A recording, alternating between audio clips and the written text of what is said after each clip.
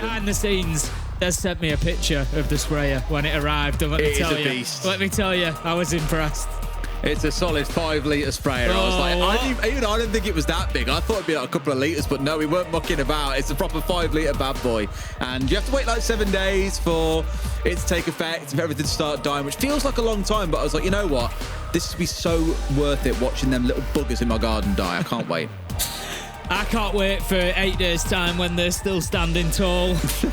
I'm going to tell you what, I'm not going to dilute it there. I was going out there with the proper like raw organic weed killer. It's just going to get put down, undiluted, and see if the little bastards survive then. Anyway, our bans will come on through. You can tell I hate these weeds. I've paid so much money to try and get rid of them and can't do it. It's killing me.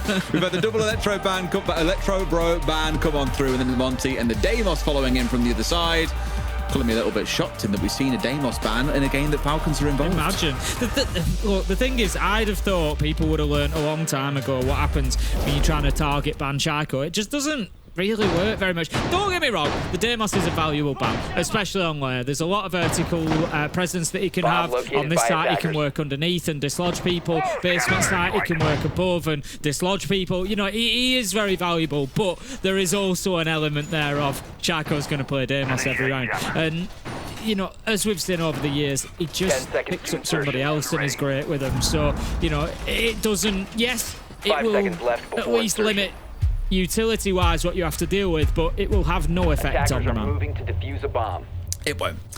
I think a lot of it's also to try and suppress the pairing that we spoke about a lot. The Dokkaebi and Deimos probably one of the most like effective pairing I think that we see for the Falcons side. Of course, Dokkaebi not being picked up in this round, he saw it get changed away from.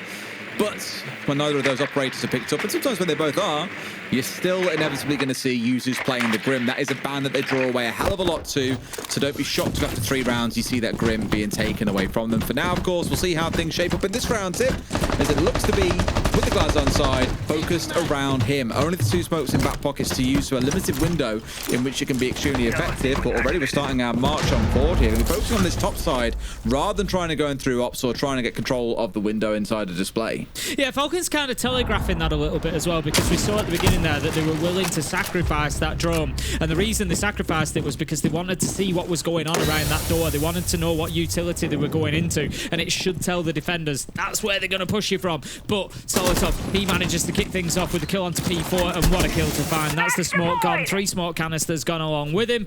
It pretty much doesn't get better than that. Maybe Virtue on the Warden, but you know, otherwise, yeah, absolute perfect pick. Let's get a good look. They tried the C4 as well. Virtue let it rip, hoping to catch the man out because they know he has to play off the second smoke. It's all they've got, and it's far too easy. The Warden's always going to see you first. You have to stop moving. He does not. And Virtue picking up Solotov and taking out one of the X-Factor operators in this round. So now a lot of eyes turn towards BDS on this Blackbeard, but he ain't very healthy, Tim, which does not spell good fortune for Falcons in the rest of this attack. It doesn't. I love those direct counter kills like that. Warden killing Glass, like that's what he's there to do, and it worked out beautifully. Lasmo picks up Chaiko. That's the gridlock gone. 4 versus 3, and the lead that BDS had has been eroded now as BDS continues trying to work in towards site, trying to push them and trying to just find a gap, trying to get somebody moving so that his teammates can pick up a kill, but it's not going to happen for the time being. Uses in display, just holding his position. Leakerfact does get Virtue now that he joins BDS. Can they get another? Yes, they can get 2. Leakerfact, BDS, 1 apiece, and all of a sudden, just like that, Robbie, he's on his own 1 versus 3. He had a big night last night. Can he do the same again? I don't think he can, Tim, not when that diffuser's going down as well. This is going to be almost impossible to recover. The keeper barriers for his teammate working against him here. Leakerfact with the close.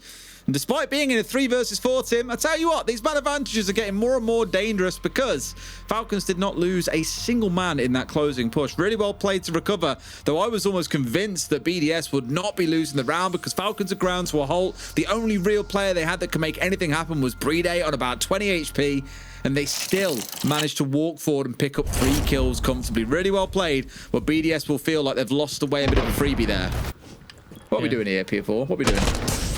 Just having a look. Just having a look. I think he learned his lesson there. You know, look, it was a good little fight back from BDS in the middle of the round there, but ultimately just couldn't quite get it done towards the end. I think there's very possible that we deserve some sort of medal if we manage to make it through tonight without confusing these two orgs as well, Des.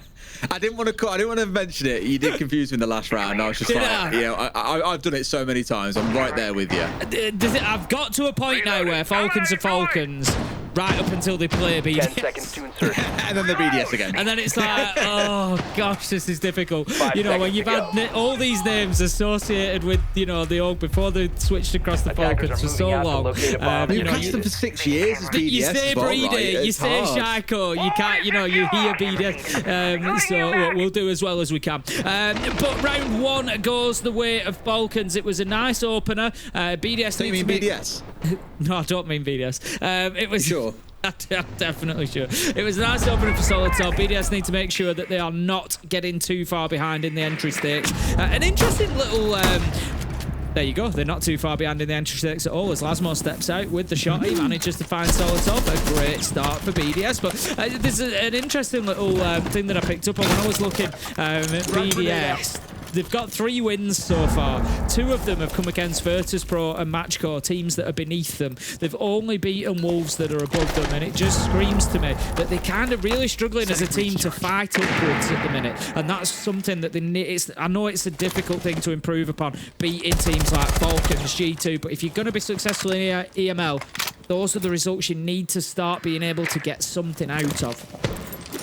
Absolutely agree, Tim. Well, let's see if we can get anything going in this round then for Falcons. Again, they found themselves down a man, and it's looking all right for BDS so far. So trying to force Falcons to try and punch smoke, chase shadows around the map as they slowly sunk their way back down and towards the basement here. Most of them down except for P4, who... He just being a little bit aggressive. We saw it on the smoke in the previous round. Here in the castle, he's a bit more liberated to do as he please. Doesn't got to worry about holding on to 3 smoke canisters. Can afford to play as aggressive as he likes, but will need to make something happen at some point because Falcons are now starting to breathe down the necks of these BDS players that are sat back on site. And already Leakafac's actually down here and starting to ask a couple of questions inside the doorway. BDS got to be careful they don't get caught out. That's it. Whilst all that noise is going on above, we've got the Ram drone going. We've got Shaiko with the E1D scans that can come in, and Leakafak is just in prime position. If they don't know about his location here, or if they forget about it, then it's a big problem for BDS because there could be some real freebies for him to pick up. Leakafak, he's overextending. There's one on his left, I think. No, he dipped back. So he does have an opportunity. P4 manages to pick one up. 5 versus 3. Leakafak, however, does strike. But look who's behind him, Tim. It's P4 who's worked us all the way down from the 2nd floor. Came running down blue stairs, gets a trade. That's 2 kills in the round for him. And Fred gets 1 from above. Really good play coming out from BDS in the round. P4 ignored upon that top floor, ultimately bites them in the backside. And the rest of his team capitalize off the back of it, 1 apiece. Good response from BDS. That's what they needed. They don't want to be getting too far behind with Falcons. When I've spoken about winning upwards, fighting upwards in the league table in EML, it is important that you do so from the front because these teams like Falcons, if they get 3 or 4 rounds ahead of you, you ain't coming back from that. Not very often. They will keep that pressure on. They know exactly how to do it. So a good response from BDS. They were very confident in sight, particularly. They weren't, you know, panicked when Leakafak gets himself a kill. It was dealt with by P4, who was on the flank. He'd done some good work above. So I like that from BDS. There's both elements to the game being shown in that round. A strong sight presence, but also the ability to use the map to their advantage as well. So good from them. They're going to move into round 3. It's going to be bunks this time, so I would expect to see again a presence on that floor above. You'd hope so, Tim. You would hope so. And the question then obviously turns to the side of Falcons and how effectively they can clear through it. I thought we might see it, Brady coming out in the Blackbeard again, but no, going to change away from it here as well, putting a lot of their focus instead onto the execute. This change around makes me think you might see them go for the execute on the very, very classic door, side door itself, you know, rolling a couple of the sense light walls normally diagonally from top left down to bottom right, and it gives you a safe angle to get inside and make a plan happen. That we have seen teams on the defense station right above that doorway, and even with the light screen going through, you do get a little slither of a chance to spray down anyone who's stepping in and trying to get get a plant on the go through. So I think Falcons will still have to try and do something on this top floor, even if it's just a little bit of pressure, not having to full clear it. Enough at least that you make BDS sweat a little bit and don't give them full agency to be able to deny a plant going down. Ikafaki is going to be opening up the side wall, so good first step, supported with that EMP coming in as well. But nice. Gonna see. Oh, the gadget though, the Zoto. It's just got in the way. It's just got in the way. P4 does pick up Shaiko though, so whilst the gadget might not be deployable and they might not stop the breach going off, P4 does still manage to get something for them, taking down the IQ. And that is going to give advantage to BDS again. I said they needed a strong entry game here against Falcons. That's 2 in the 2 last rounds, and it's good stuff from BDS. It's a shame they couldn't deny the exothermic going off. It has been opened up, which gives them a good chance to make some kind of execute happen. But like I mentioned, we need some top floor control to come on through before users can start thinking about getting a roll in towards site itself. Solitov, the one who's currently upstairs by himself, sniffing around Skybridge, looking to cause a bit of bother. In comes Leakyfax, stepping to where Shaiko earlier fell. They want to try and unseat P4, maybe not 100% on where he is, but another wall being opened up here. I think P4 is going to have to move away to him unless... I doubt he gets away with it without a Zoto canister. Going to keep himself nice and tight. Tucks right in. Might get a freebie. No, it's BDS who finds him in reverse first. That's unfortunate. Falcons still need to get control over this top floor. We can see 3 players ahead of us there. And Solitov takes a couple of shots, does absolutely no damage, but does take some in response. You feel like it's only a matter of time. Virtue kept giving him the opportunity. Solitov just couldn't find the right timing. Virtue could, however, finds himself a headshot, and that is advantage BDS. They get to keep hold of this top floor for a little bit longer. This is that plant style that I mentioned as well. Like, drop them down if they even the vertical. They can't always deny it. You get a very small chance to do so. And Brede going to get a chance to finish this one off. Yes, he will. Into a 1 versus 4, though. Oof. Former king of clutches ain't going to get away with it this time as Fret collects a double. And they're very happy to play the retake, Tim. Unsurprisingly, 4 players left standing, and this round is theirs. Yeah, Falcons never took top floor control at all there. They tried to play into it a little bit, but were really punished. 2 lives lost trying to fight on that top floor, and BDS, you know, were very cool, calm and collected at the end there. It was easy for them to pick up the final remaining Falcons players, so well played from them, showing the power of that top floor. They've shown a good command, a good understanding of Lair as a map over the last couple of rounds.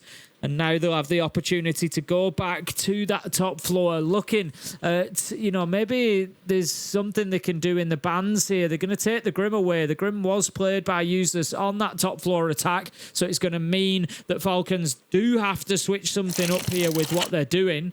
And maybe that's the opportunity for BDS to get this round and get a clean sweep of sight. All right. It's staying at least competitive, which I think is a good thing in the side of BDS. Like, maybe it's a defense and attacker side of things. I guess we'll find more as we go into it a bit later. But Falcons are lacking a little bit of that bite. Outside of that round to the very, very start where they managed to spin things on its head a little bit, it has been a pretty convincing performance by BDS. I can only imagine Fnatic are sat there watching, just holding their head in their hands, because as we remarked tomorrow, it's a bit of a showdown between BDS and Fnatic. If things end as they are with BDS getting themselves a win on this map, they take 3 points, for example, it's pretty much guaranteed that Fnatic don't take it unless they can get a better round difference and win that game and get all 3 points. Fair to say if BDS can beat Falcons today, they've probably got a pretty good chance of beating Fnatic tomorrow, so it's going to be a very nerve-wracking affair. But we'll see how things go once we get into that second half and see how Falcons fare on the defense. For now, they are struggling on the attack. Yeah, it's going to be very difficult for Fnatic if they have to go up against like BDS, like you say, on a level points, kind of, you know, hoping that the round difference is good enough. Because as it stands, Fnatic are on a -5. If BDS get a win here, a full, you know, regulation time win, let's say, they're going to improve on their -2 by at least 1, maybe more rounds. So Fnatic are going to kind of be like 5 rounds behind. It doesn't necessarily need a huge win because it works in both directions because you're playing each other. So, you know, if you win by 3, you improve by 3, they get worse by 3. So you kind of work towards each other. But yeah, it's not going to be easy for Fnatic. So I'm sure they're probably watching this match with kind of hearts in mouths, really, hoping that Falcons can do them a favour. Yeah, so, but of course, what happens or what matters the most right now is what happens in this game. We'll see how it carries on. basically his army hold inside of Ops. Love seeing this setup as well, and you can play him a bit more aggressive than trying to play behind the reinforcement you typically see. Just give a couple of challenge over towards the attackers, and you can of course get support if required as well. I think Shaco just about missing out with that Nomad air jab, meant to go deep and instead just hits the keeper barrier in front of him. So can't quite trap Robbie in. And then they might have to pull away from it too. They don't think they're able to unseat him at this point. He looks pretty happy still dancing around Mez. In fact, no, they are going for it. And just about managed to get control here, but that's half the round gone.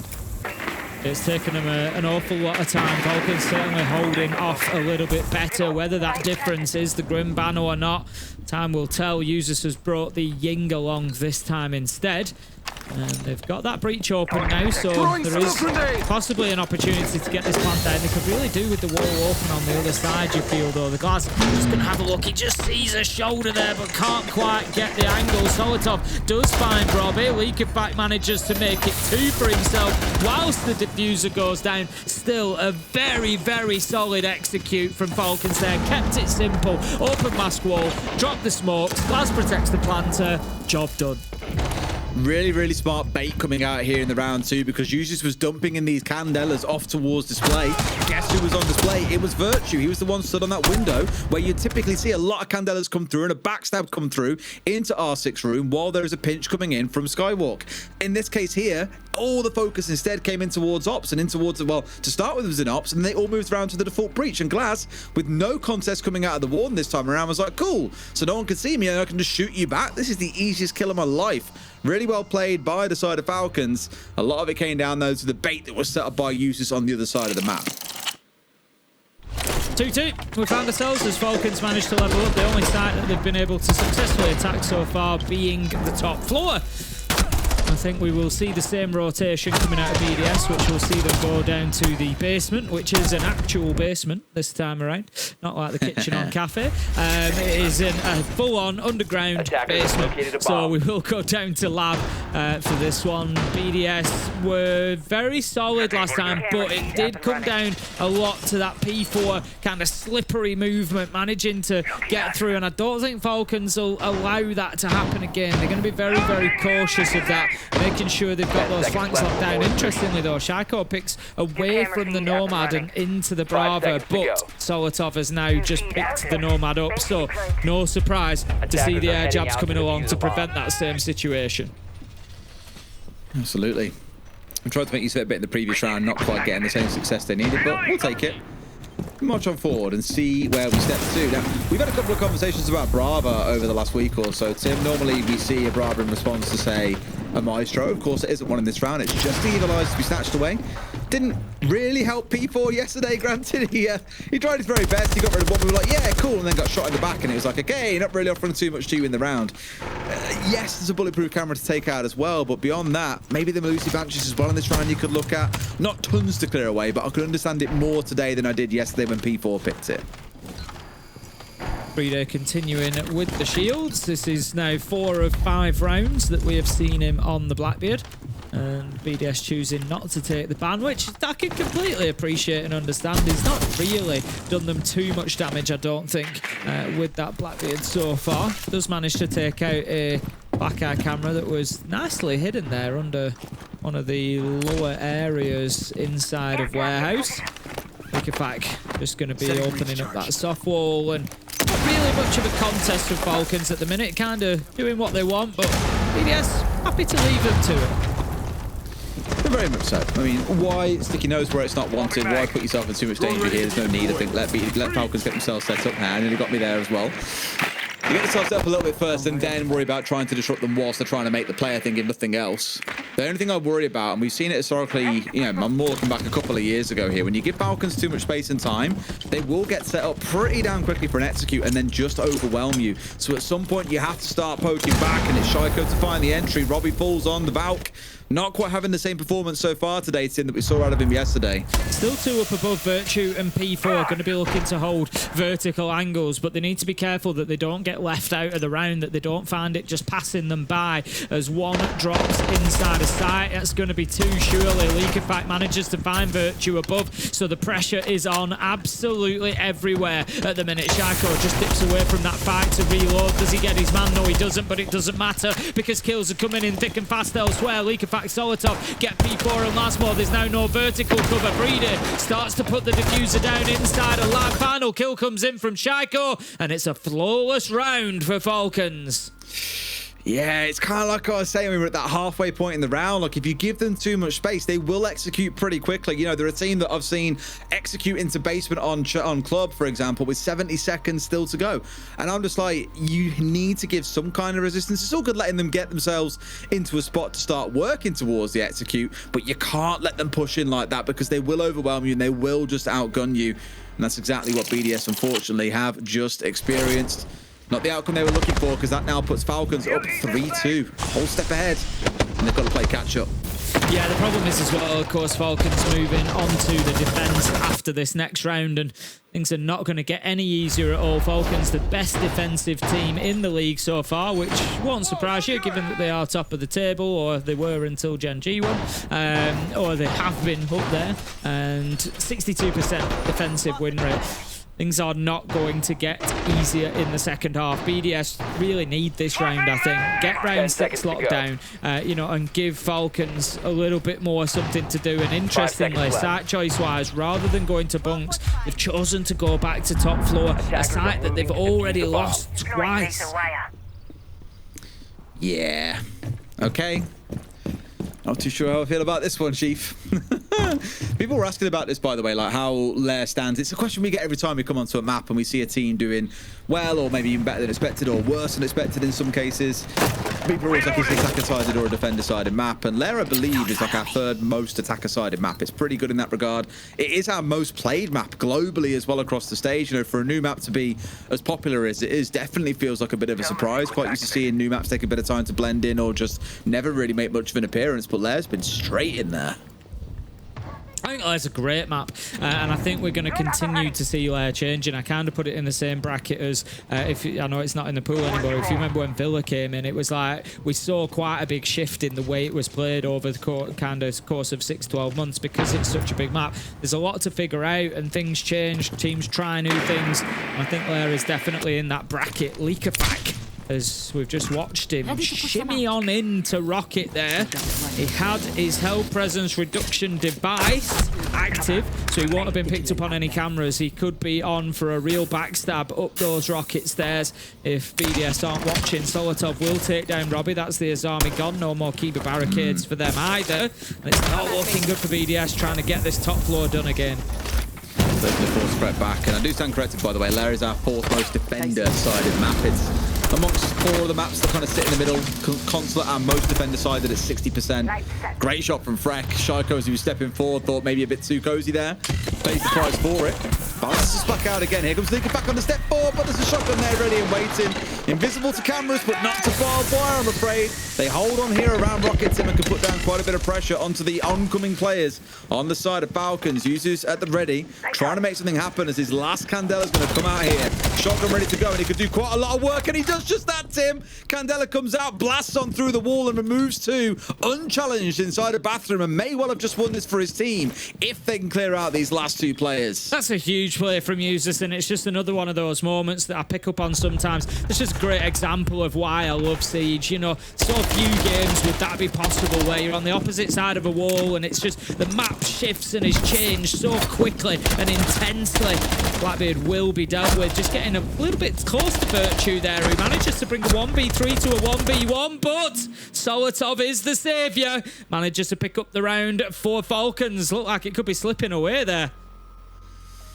It did for a second, didn't it? Yeah, but nope. It looks okay. At least with how things stand then, Tim. It's been a real good half, I think, between both sides. Mainly, I feel, dominated by Falcons, if not for... I had to double check myself again then and be like, am I saying the right team name here? Yes. One dominated by Falcons, of course. That first round, I think BDS will look at and be going, how on earth did we let that one slip away? Could have been a 3-3, but Falcons now get to go into the defensive side on a defender-sided map and show us what they can cook up here. It looks like it's going to be quite hard for BDS to get it over the line, but I'll reserve judgment until we've seen a couple of attacks first. It's bans to come through. Kai, do we see a bandit? Another double electric ban coming out to start things off? No, going to be the Azami and the Monty to follow from the other side. Interestingly, I believe Shaiko actually needs 4 kills in this game to breach the 100 milestone inside of the stage. which we've seen him do repeatedly over and over again, but it's just that mark of quality, isn't it, that he keeps doing. I love that from users. Absolutely love that. Shotgun coming in, absolutely clutch. I was just about to be complimentary of P4. It was unfortunate for him getting taken down like that, because the first Candela had already come out, and P4's timing of the Toxic Babe was brilliant, because it left users locked inside a bathroom, and it left that Candela kind of wasted, really, because they didn't, you know, manage to push forward or take any ground or get any kills for it. But it was all sort of non-incidental, really, as the wall got blown away, and users got himself the 2 kills anyway. You won't let me out of the bathroom, that's fine. I'll get the kills from inside of it. And just keeping that milestone in mind for Shaiko. 2 kills of the 4 that he needs have gone down so far. So 2 more to find. Should see him on the 100 mark. Has anyone broke 100 at this stage? It's probably a good question as well. No, he would be the first by quite a considerable margin. The next closest to him is 74, which is Deadshot and Sarks, both on 74 at the minute. Quite a way to catch up then, that's for sure. Yes. Not too easy just yet. Anyway, let's see if we can get it done then. Keep an eye on that one, Tim. I'm trusting you to be the math man for this one. And we'll see how things go on this top floor defense. Got that clash to deal with, of course, to slow down from the bandit to make sure Mass Wall stays locked up at least for that a little bit longer. And a Chanka coming out. We spoke a lot about Chanka, you and I, over the last few weeks. Versus a smoke. Tend to prefer a smoke still, I think. But please will understand why we're seeing quite a lot of Chanka being brought out, at least in theory. Just having a look, that doesn't actually include Sarks' result from tonight, so it would be 74 plus whatever Sarks got, which, not a lot. If I have a quick look, I can tell you was 7, so he's on 81, so still quite a way behind Shaiko, who leads the way in the chase for the 100. But let's get back to this one. Round 7, Falcons go on to the defense this time, and they're going to be up on that top floor. Let's see if they can have more joy than the 3 failed attempts that BDS saw. We can't forget that map pick, that choice of going back to that site after losing 2 when Bunks was available. Solotov gets himself an entry. User doubles down on that with the Nitro kill. I think he would have liked the Blackbeard there, but didn't manage to get him. Virtue's not going to be long for this world, though, as he keeps getting chipped away at, taken down by Breeder's canister ultimately, but damage was done by pretty much everybody. Shaiko Solotov closed it out at the end. And Falcons win in quick fashion. I don't think we even got into the final minute there. I don't think so. BDS really came forward at a bit of pace, but unfortunately couldn't get over the line. It does put Falcons in a very commanding position now. A 3-round gulf opening up between the two. And it starts to feel like, I think as many would expect, the Falcons are putting on the kind of show that we thought that they would. A little bit worried admittedly during that first half at points, but did enough to get themselves the 4-2. Overall, it looked like a much more comfortable team, I think, out of the 2. BDS, just as we heard the Death say, showing that their inconsistency is the most consistent thing about them. And today, we're not quite seeing the performance required to be able to overcome a team like Falcons, unfortunately. Now we go to the basement, Tim. Falcons going to lock it up nice and tight, making use of that mirror. We'll see if BDS can crack it open, but I imagine with quite a lot of maps to clear, they're going to find a few roadblocks along the way. Yeah, I'd agree. I think, you know, BDS are just starting to lag behind a little bit now. It was always going to be a problem for them coming to lair against Falcons, and we're starting to see why they're really, you know, finding themselves in command. Just keeping an eye on those Falcons players. Not always known for their kind of heavy roams, but I would certainly expect to see some presence above from them. That is, you know, the constant turtling has changed a long time ago for this roster. Pretty much when Users and Solotov joined, and you know, we started seeing things change up a little bit. It's going to be Users and Leakerfack that are playing up above, only on the first floor, not all the way up on the top floor. They don't need to be up there. They just need to try and waste as much time as they can and prevent that verticality. We've got Virtue on the fuse, so they don't really want those fuse charges raining in from above them. Yeah, but I mean, overall, this is exactly why BDS have bought this comp, is they want to be playing like that, Tim, so they're going to have to go through them. It's like the whole classic thing, you can't go over them, you can't go under them. Oh no, we'll have to go through Falcons. If only it were that easy. But you look at the lineup, right? You see the Ram for the vertical, the Glass for the execute, the Candelas for the execute, the Fuse, a similar story. Just everything screams we want to have a very execute-focused comp. And I think as long as you find Falcons are lurking around this first floor, 3 players up there at the minute, it is going to be a real roadblock to BDS's plan. So that's where things need to start. Just looking at the entry as well, 4 in a row for Falcons. I commented on it at the beginning, how BDS needed to make sure they weren't getting behind in rounds, and it's something they've struggled with so far. Nitro will go off unsuccessfully, doesn't even take down the boogie drone, to be fair. So that's at least some utility absorbed by BDS without any damage being done, and some of that vertical work already underway, which to say Solotov is up above. Falcons are kind of letting this happen at the minute. Sort of happy to, I guess, just peel back and play behind a bit of Dinar with the 2 C4s they've got. Like, definitely running a risk against the amount of utility that BDS are going to rain down on you from above. Maybe feel confident and then get away with it as we hear one of those fuse charges going off from Virtuous. Second one also going down. They're starting to soften up what's going on site itself. FNAT's maybe cleared away, looking at mute jammers. Leakifak, I want to say, just took a hit from one of those fuse charge nades as well. Didn't, of course, die to the one that followed, but not super ideal. Again, a lot of utility being cleared away here. Good stuff by BDS. As we come towards those last 50 seconds here, they're thinking about that execute. I like this from BDS. They've got 3 or 4 players doing all the work vertically. Lasmo is sat on drones at the minute, watching those flanks, basically nullifying Solotov. He's not going to be able to come through. You can see he keeps flicking to that reception drone. He's not going to get away with the flank just yet, so timing is everything for Solotov here. He needs to wait for that push to come through. Now is his time. They are no longer on the drones. Solotov could hurt them from behind. Leakifak manages to get one onto Robbie, but the plant is going down. Breedy finds another, stops the plant. 5 versus 3. Solotov, I called it. He picks him up on the flank, takes down Lasmo, and times it beautifully. To get him, they've picked off Robbie, they've picked off the glass early on. Not much more to say than that. Try as they might, Falcons make it look easy. With that glass being removed, they lose all the potency that the smokes offer. Somewhat fortunate there wasn't a warden on the other side, or it could have been so much worse, but you can't be losing the key man in that attack that early on. It was a really well-played C4, and well done to Falcons for holding them off, but BDS lacking the teeth they need to get around going here, and I just think at this point, 6-2 down, it is going to come down to that game against Fnatic tomorrow to see who takes that 6th place spot. Quite a late tactical timeout here. You feel that the damage has largely been done, and to imagine getting 4 rounds in a row against this Falcons side now, it's going to take some real words of wisdom to get BDS over that line. It was another strong performance from Falcons in that last round. Solotov particularly, I know I called it at the time, but I just want to come back to that, and his just innate ability to time that, to know as soon as that execute starts going in, as soon as they are thinking directly about sight, they cannot be watching the drones anymore, and that's when he picks his moment to move across and start hassling them on the flank. Just really, really well played from Falcons, using the utility well. Leakifak hitting a nitro kill, just everything going in their favor. It was another entry. That's 5 in a row for them now. BDS, you know, basically playing 4 versus 5 over those last 5 rounds. You're losing somebody within the first minute or so generally, and it's a tough one.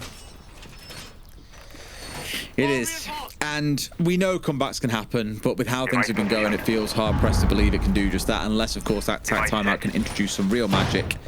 But fair to say, Tim, I'm not too optimistic. Onto that second floor we go. Well, first floor, right? First floor. First right? floor.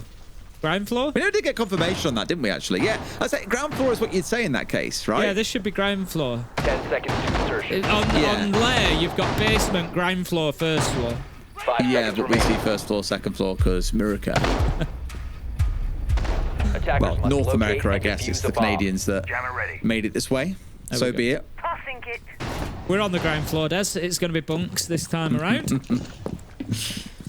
Once again, I would expect top floor presence coming in from Falcons, especially, you know, they didn't really overcommit to it last time. They did have, it was Leakifak and Solotov that were up there to begin with, and they sort of gently dropped away, and then Solotov just kind of stuck around on the periphery. So it's not something that they kind of, you know, overly commit to, but we've got all 4 of them up on that top, sorry, all 5 of them up on that top floor this time around, really trying to keep it. BDS, is there an opportunity to play into sight and ignore it? I very much doubt it. Yeah, probably not, no. Have to deal with it in some way, shape or form. A lot of denial on the wall as well to keep things busy. So we've got to try and deal with Leakifak in some way, shape or form to get him off that. And like you said, that requires the top floor control first. Hoping to find something up here, but for now, they're still just dug in. Like, yeah, cool, come get us then, boys. No problem with us. Every player upstairs needs pushing down at some point. Won't ignore it, but that first call comes on through from the Dockerby. And this is where the push forward begins. One caught out by the Grimbees, as well as Frack takes a couple of shots at the same time. P4, a bit of chip 2. Leaky Fat dug in, ready and waiting for the push to come on through maybe, but no, they're going to ignore him and go past him here. Straight in towards Mez. A lot of damage being taken here as finally we see Falcons players at least starting to drop away. Only Solid up, but they've got 2 kills, Tim. BDS can't even clear out this top floor here. Chewed up and spat out by the side of Falcons. Only 2 still left on their feet. You could be forgiven for thinking that it was a top floor start here with the amount of gunfights we've seen up there. The kills come in, it's flawless for Falcons. It's 100 kills for Shaiko in stage 2. Everything went their way, and they take a full 3 points and keep on winning.